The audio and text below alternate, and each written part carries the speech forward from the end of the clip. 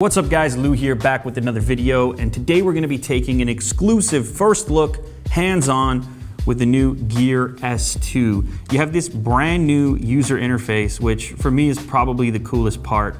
This bezel around the outside actually spins, kind of like those old school watches that your dad probably used to wear, or maybe he still does. So starting from the watch face here, you can move it to the left-hand side to look at your notifications. You can then take action on those notifications from that location. Now, one thing to mention before I get into that, you can still navigate through touch like this by swiping back and forth, but the whole concept here to keep your hands, to keep your fingers off the screen. Okay, so here you can see the message and I can take action on it by tapping, at which point I can see the entire conversation thread.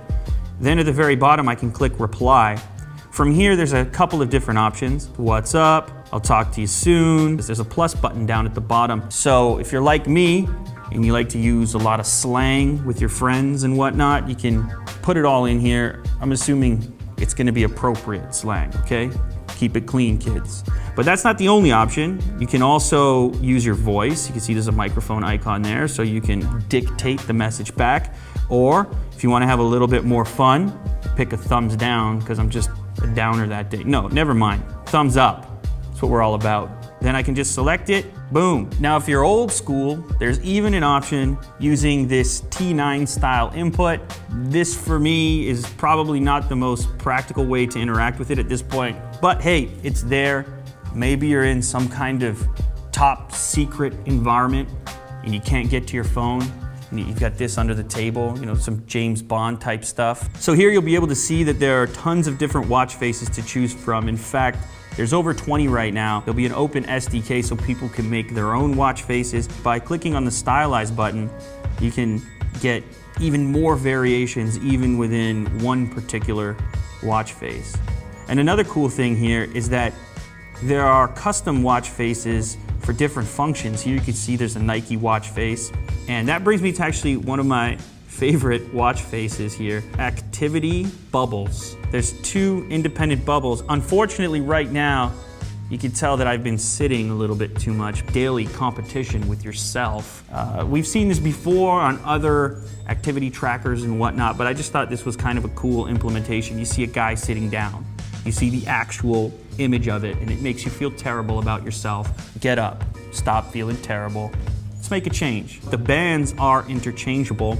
It's kind of just click, remove, and go from there. So rounding out the hardware on the device, here on the right-hand side, you'll notice two buttons. This one's gonna be used for back, to go back within the interface. You've also got a home button to skip all the way back to the main page, and then a microphone in this location here. On the back of the device, you'll notice a sensor. This is gonna be used to read your heart rate. Now there are other sensors inside as well, not just heart rate. You've also got a gyroscope, accelerometers. It's gonna take a little bit to get used to the idea of interacting with the bezel itself. This here is for tracking your liquid intake, whether that's water or coffee. You can see there's, well, that could be tea as well. Maybe you're in England. Anybody can like tea. Simply by tapping the plus button here, maybe you'll be able to have a better idea of just how over caffeinated you are. 16 cups of coffee a day. That would probably kill you, right, guys? The research team has weighed in. I don't know how accurate this is, but apparently you can have more coffee than water.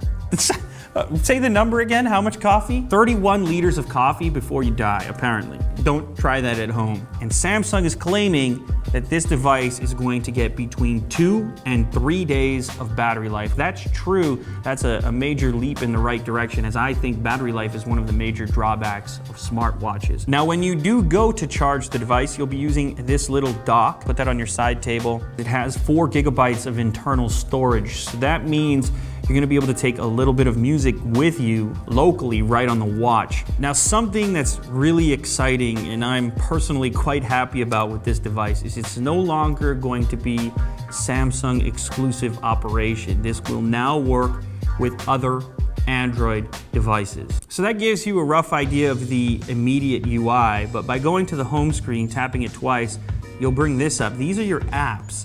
Here's voice memo, you also have maps, you can use it for navigation. Now, as I keep scrolling around, you'll see there's this cool animation that happens there. So once I get past the first group of apps. Now you might be thinking that the app icons on a device this size are incredibly tough to select, but with this new UI, you can actually sort of just hover over music player in this particular case, and then rather than trying to tap right on that icon, you can hit in the middle of the display, and this functionality works throughout various menus and different apps. So I showed you some of the software functionality, also gave you an overview of the hardware, but there's something I haven't covered yet, and that's durability. Since this gadget is a watch, it lives on your wrist, and it goes where your wrist goes, it's kind of important that the thing is tough. And this one features something called IP68 certification. That number refers to its durability both from a dust protection standpoint, but also liquid. So there you have it.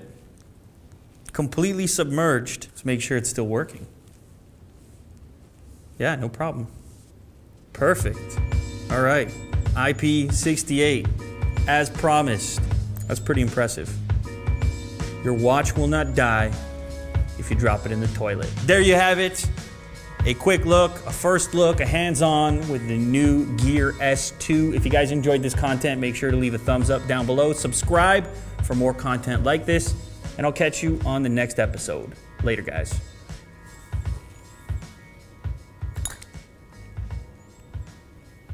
I could do that all day.